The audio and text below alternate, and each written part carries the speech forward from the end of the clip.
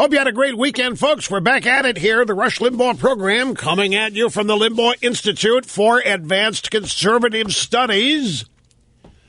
A thrill and a delight to be with you. Telephone number 800-282-2882. The email address, lrushbaugh@eibnet.com.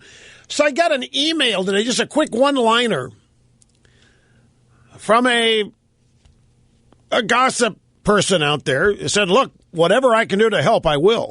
So what's this about? So I wrote back, I said, help with what? Well, all the bad PR you're getting. I said, I'm not getting any bad. I mean, that's standard, ordinary practice, SAP, standard procedure. What new? In fact, the PR that's out there today is actually somewhat good, folks. There was some good PR that happened yesterday. And of all places on CNN. And I'll have the audio sound bites coming up.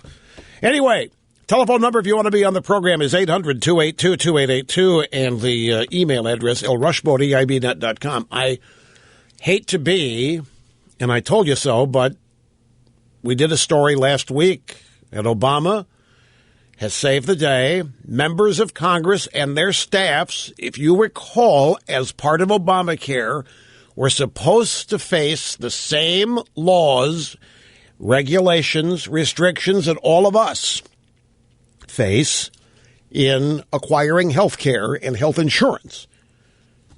We were supposed to go to the exchanges. They were supposed to go to the exchanges. Remember the story?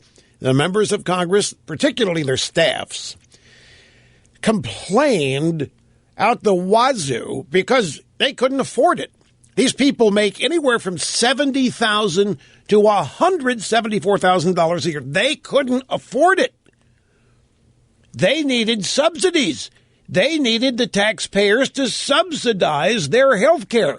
These are the people, in large part, who helped write Obamacare. Many of these staffers are Democrat staffers. They helped lobby for the bill.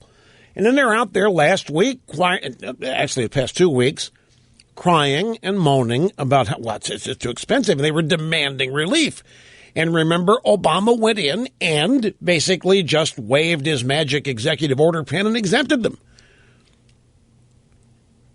And so they're going to get, members of Congress and their staffs, 75% subsidies on the health care costs that they face under Obamacare, but not the standard Obamacare subsidy that is established as part of the law. This is a brand new subsidy that is going to be paid by the Office of Personnel Management.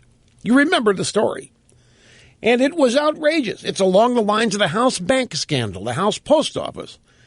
And it clearly establishes the Washington versus the rest of us mentality. It establishes ruling class versus country class. And I remember going through the story and snurdily said, you what, this is going to blow up. This is going to cause a tidal wave. People are going to storm Washington, the pitchforks. I said, no, they're not. It isn't going to be a big deal to most people. Most people aren't going to care about it. Most people aren't going to know about it. Guess what? Nobody cares about it.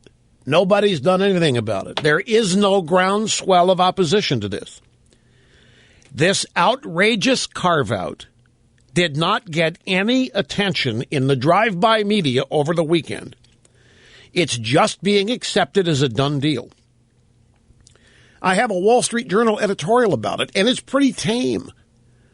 The Wall Street Journal editorial is not filled with outrage about this. It does mention that the deal is completely illegal, just like the Obama employer mandate delay is completely illegal.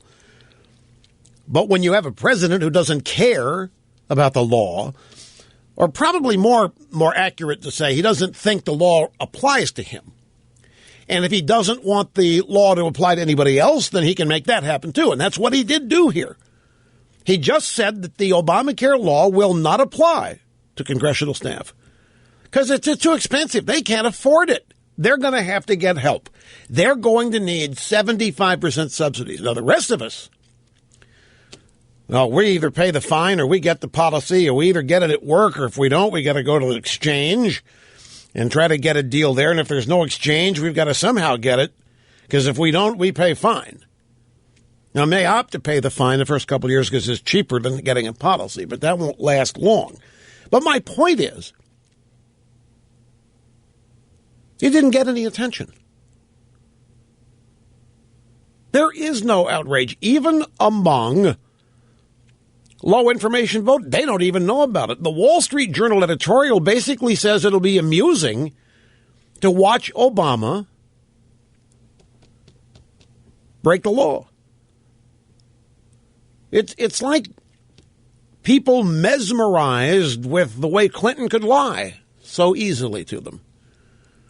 They were just impressed. They were dazzled. They knew he was lying to them, and they were just dazzled by how smart he was at it and how talented he was at it. In this case, it's going to be amusing to see how Obama break the law. So I'm not trying to irritate anybody, but I just wanted to let you know that my instincts on this, once again, have been proven correct. Not a big deal. Nothing is a big deal to people anymore. That's the bottom. There's nothing that government does a big deal to anybody. I don't think a government scandal is possible unless it's got Republicans in it somehow.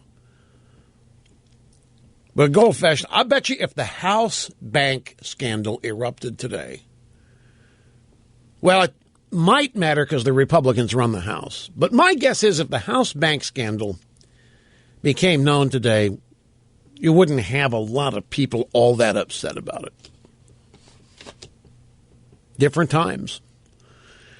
The country has changed and is changing.